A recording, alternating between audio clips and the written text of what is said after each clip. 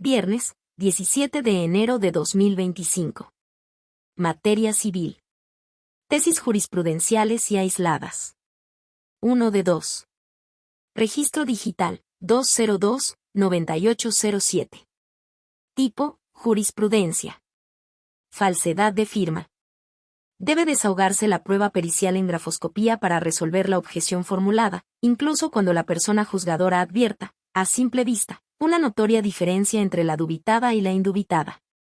Hechos. Los tribunales colegiados de circuito contendientes sustentaron criterios contradictorios al analizar si las personas juzgadoras pueden resolver sobre la falsedad de una firma, apreciando mediante un simple cotejo una notoria diferencia de la dubitada con la indubitada.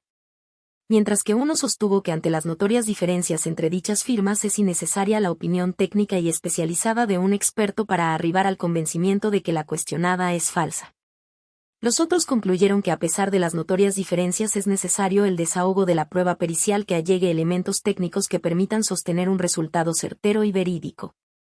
Criterio jurídico. El Pleno Regional en Materias Administrativa y Civil de la Región Centro-Sur, con residencia en la Ciudad de México, determina que para resolver la objeción formulada respecto a la falsedad de una firma debe desahogarse la prueba pericial en grafoscopía, incluso cuando la persona juzgadora advierta, a simple vista, una notoria diferencia entre la dubitada y la indubitada.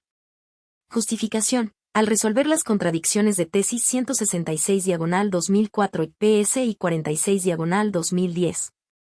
La primera sala de la Suprema Corte de Justicia de la Nación sostuvo que el perito en caligrafía y grafoscopía puede establecer si las firmas pertenecen o no a una determinada persona, aunque ésta haya signado de manera disímil.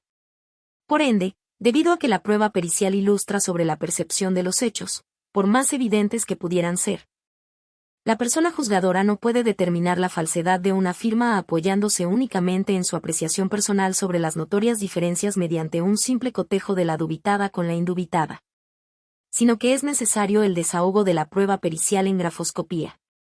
Es el perito, debido a sus conocimientos especializados, quien puede establecer claramente si la firma tachada de falsa pertenece o no a una determinada persona, aunque haya signado de manera diferente intencional o fortuitamente.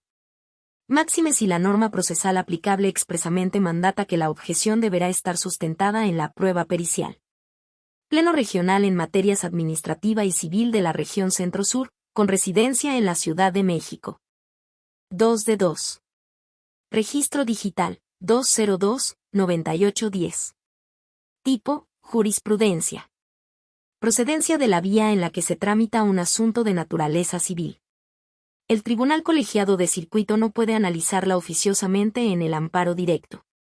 Hechos. Los tribunales colegiados de circuito contendientes sustentaron criterios contradictorios al analizar si el estudio de la vía en un juicio de naturaleza civil puede analizarse de oficio en amparo directo.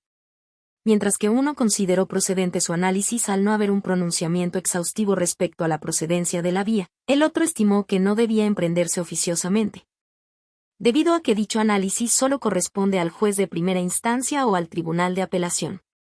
Criterio jurídico. El Pleno Regional en Materias Administrativa y Civil de la Región Centro-Sur, con residencia en la Ciudad de México, determina que la procedencia de la vía en la que se tramita un asunto de naturaleza civil no puede analizarse oficiosamente por el Tribunal Colegiado de Circuito que conozca del juicio de amparo directo. Justificación. De los artículos 171 y 174 de la Ley de Amparo, se advierte que si el Tribunal Colegiado de Circuito que conoce del amparo directo estima que el juicio natural se promovió en la vía incorrecta, no está facultado para analizar de oficio ese aspecto, ya que conforme a la citada ley corresponde a la parte quejosa plantear las violaciones procesales en la demanda de amparo a efecto de que el órgano jurisdiccional lleve a cabo su estudio. Sin que obste el criterio sustentado por la primera sala de la Suprema Corte de Justicia de la Nación en la tesis de jurisprudencia 1A/J 25/2005, que establece que la procedencia de la vía es un presupuesto procesal que debe analizarse de oficio tanto en primera como en segunda instancias, al ser una cuestión de orden público. Dicho criterio no tiene el alcance de considerar que ese análisis oficioso también deba realizarlo el Tribunal Colegiado de Circuito al resolver un juicio de amparo directo, pues dicho órgano debe atender a las disposiciones que la Ley de Amparo establece para emprender el estudio de las violaciones planteadas. Pleno regional en materias administrativa y civil de la región Centro-Sur, con residencia en la Ciudad de México.